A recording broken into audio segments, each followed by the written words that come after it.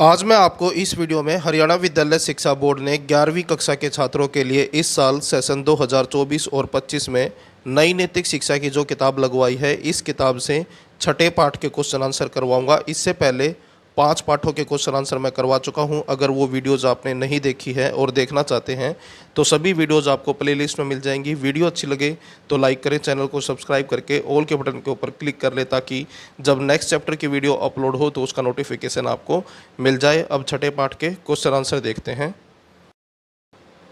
सभी question answer मैंने यहाँ पर तैयार कर रखे हैं। जैसा कि आप देख सकते हैं 11वीं कक्षा के लिए हैं, नैतिक शिक्षा के क्वेश्चन आंसर हैं, छठे पाठ के क्वेश्चन आंसर हैं और छठे पाठ का नाम है धृति। पहला क्वेश्चन देखें, धृति अर्थात धैर्य की कमी मनुष्य के किस व्यवहार से यथाशीघ्र परिलक्षित होती है? यानी कि धैर्य की कमी मनुष्य के किस व्यवहार से जल्द ही पता चल जाती है? आंसर देखें, धृति अर्थात धैर्य की कमी मनुष्य के निम्नलिखित व्यवहार से परिलक्षित होती है। यानी कि निम्नलिखित नीचे दिए गए व्यवहार से जो है पता चल जाता है कि धैर्य की उस व्यक्ति के अंदर कमी है। तो पहला जो पॉइंट बताया है वो है, जब मनुष्य अहंकार के कारण अपने कार्यों की पूर्ति में अधीरता दिखाता है। अधीरता का मतलब होता है जिसमें धैर्य ना हो, यानी कि अहंकार के कारण अपने कार्यों की जो है व्यक्ति पूर्ति जल्द से जल्द चाहता है। उसके बाद दूसरा पॉइंट बताया है, इसमें तनिक भी देरी से, यानी कि इन कार्यों की पूर्ति में, यानी कि उसके काम की पूर्ति में अगर थोड़ी सी भी देर हो जाती है तो आवेश और आक्रोश यानी कि गुस्से से भरकर वह व्यवहार करने लगता है। यानी कि गुस्से में व्यक्ति व्यवहार करना शुरू कर देता है। यानी कि जिस व्यक्ति के अंदर धैर्य की कमी होगी वो ये चाहेगा कि उसके कार्य जल्द से जल्द पूरे हों, और थोड़ी सी भी देरी होने से वो व्यक्ति जो है बुरा व्यवहार करना शुरू कर देगा। तो इससे पता लगेगा कि उसमें जो है व्यक्ति में धैर्य की कमी है। उसके बाद दूसरा क्वेश्चन देखें, वर्तमान समय में बढ़ती अधीरता यानी कि धैर्य की कमी के कारण क्या दुष्परिणाम सामने आ रहे हैं? यानी कि आज के समाज के अंदर जो धैर्य की कमी है इसके कारण क्या बुरे प्रभाव सामने आ रहे हैं? पहला आंसर देखें में, वर्तमान समाज में बढ़ती अधीरता के कारण निम्नलिखित दुष्परिणाम सामने आ रहे हैं। पहला कारण बताया गया है, समाज में अत्याचार, अनाचार आदि की घटनाएं बढ़ रही हैं। यानी कि धैर्य की कमी के कारण समाज के अंदर अत्याचार की और अनाचार यानी कि बुरा आचरण करने की जो घटनाएं हैं वो बढ़ रही हैं। समाज में अनीति का मतलब होता है अन्याय, अराजकता, अशांति, लूटपाट, मारकाट की घटनाएं बढ़ रही हैं।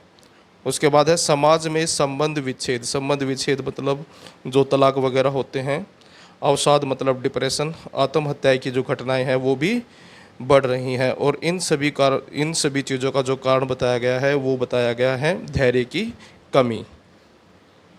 उसके बाद तीसरा क्वेश्चन देखिए, तीसरा क्वेश्चन है, आप भविष्य में किस प्रकार के व्यक्तित्व के स्वामी बनना चाहेंगे? यानी कि आप भविष्य में किस प्रकार का व्यक्तित्व बनाना चाहेंगे, यानी कि अपना व्यक्तित्व जो है किस प्रकार का रखना चाहेंगे? तो आंसर देखिए, मैं भविष्य में निम्नलिखित गुणों से युक्त व्यक्तित्व का स्वामी बनना चाहूँगा। यानी कि मैं ये चाहूँगा कि निम्नलिखित जो नीचे लिखे गए जो गुण है वो मेरे में होने चाहिए। पहला है, मैं अहंकार, काम, क्रोध, लोभ आदि बुराइयों से अधीर न हूँ। यानी कि इन सभी बुराइयों की वजह से मेरे में धैर्य की कमी ना हो, बल्कि धैर्य के साथ अपनी परिस्थितियों में संतुलन बनाए रखूँ। यानी कि इन चीज़ों की वजह से अधीर न होकर इसका उल्टा जो है धैर्य रखते हुए जो परिस्थितियां हैं उसके अंदर संतुलन बनाकर रखूं। उसके बाद है, मैं प्रतिकूल परिस्थितियों का मतलब होता है जब परिस्थितियां आपके अनुकूल ना हो, यानी कि आपके विपरीत हो, बुरा समय चल रहा हो, उस समय भी जो है मैं निराशा और अवसाद से दूर रहूं। उसके बाद अगला क्वेश्चन है क्वेश्चन नंबर 4, आपके विचार से धैर्य की कमी के कारण समाज और परिवार में क्या क्या घटित हो रहा है? यानी कि धैर्य की कमी के कारण समाज में और परिवार में क्या क्या चीज़ें हो रही हैं? आंसर देखें, मेरे विचार से धैर्य की कमी के कारण समाज और परिवार में निम्नलिखित घटनाएं हो रही हैं। पहला है, समाज में अत्याचार, लूटमार, अनाचार आदि से संबंधित घटनाएं बढ़ती जा रही हैं। दूसरा है, समाज में अनीति, अराजकता, अशांति आदि से संबंधित जो घटनाएं हैं यानी कि ये घटनाएं बढ़ गई हैं। पारिवारिक मित्रता तथा व्यापारिक संबंधों में दरार पैदा होने लगी है, यानी कि परिवार के अंदर, मित्रता के अंदर और व्यापारिक संबंधों में जो है दरार पैदा होने लगी है। परिवार और समाज में संबंध विच्छेद, अवसाद और आत्महत्या की घटनाएं बढ़ती जा रही हैं। पढ़ाई के दिनों में परीक्षा परिणाम की प्रतिकूलता, यानी कि परीक्षा परिणाम अगर अच्छा नहीं आता है, विद्यार्थी निराशा, हताशा व अवसाद में पढ़कर आगे के लक्ष्य से ध्यान भटकाने लगे हैं। यानी कि अगर रिजल्ट अच्छा नहीं आता है तो विद्यार्थी जो है निराश होकर, हताश होकर और अवसाद यानी कि डिप्रेशन में जाकर जो है विद्यार्थी अपने आगे का जो लक्ष्य है, भविष्य का जो लक्ष्य है, उससे भटक जाते हैं। उसके बाद है अन्य महत्वपूर्ण प्रश्न, यानी कि अदर इम्पोर्टेंट क्वेश्चन। इसके अंदर पहला क्वेश्चन है, धृति शब्द का क्या अर्थ है, यह किस लिए महत्वपूर्ण है। आंसर देखें। धृति शब्द का अर्थ है धैर्य। यह निम्नलिखित 3 कार्यों के लिए अत्यंत महत्वपूर्ण है। पहला, इसमें तन, मन और संपूर्ण जीवन की क्षमताएं विकसित करने के लिए, यानी कि तन, मन और संपूर्ण जीवन की जो क्षमताएं हैं, कैपेबिलिटी, उसको विकसित करने के लिए।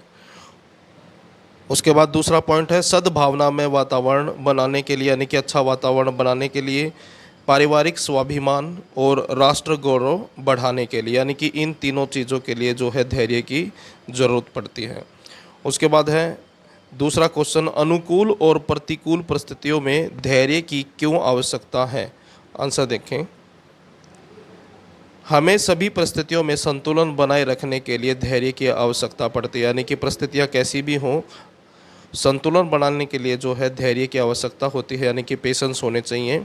फिर भले ही वह अनुकूल परिस्थिति हो या फिर प्रतिकूल परिस्थिति हो, यानी कि चाहे परिस्थितियां हमारे अनुसार हो या फिर हमारे विपरीत हों, दोनों ही परिस्थितियों में जो है धैर्य बनाकर रखना है। यदि परिस्थिति अत्यधिक प्रतिकूल हो, तब धैर्य के अभाव में हमारा अहंकार बढ़ जाता है, यानी कि जब परिस्थितियां बहुत ही ज़्यादा हमारे अनुकूल हो जाती है, यानी कि समय हमारे अनुसार चलता है, तो उस समय जो है व्यक्ति के अंदर अहंकार उत्पन्न हो जाता है। यदि परिस्थिति तनिक सी प्रतिकूल हो, यानी कि जैसे ही परिस्थिति जो है प्रतिकूल होती है, यानी कि विपरीत होती है, तब धैर्य के अभाव में, तब धैर्य की कमी हो जाती है और धैर्य की कमी में जो है इंसान निराश हो जाता है, हताश हो जाता है, हताशा में डूबने लगते हैं।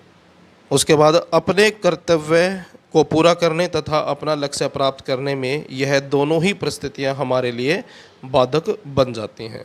उसके बाद अगला क्वेश्चन देखें। तीसरा क्वेश्चन है, जब भरत को सिंहासन पर बैठाकर राज्य सौंपने की बात आई तब श्री राम की क्या प्रतिक्रिया थी। और ये क्वेश्चन इस तरह से भी आ सकता है, रामायण में सिंहासन राम राज्य का आदर्श कैसे बना।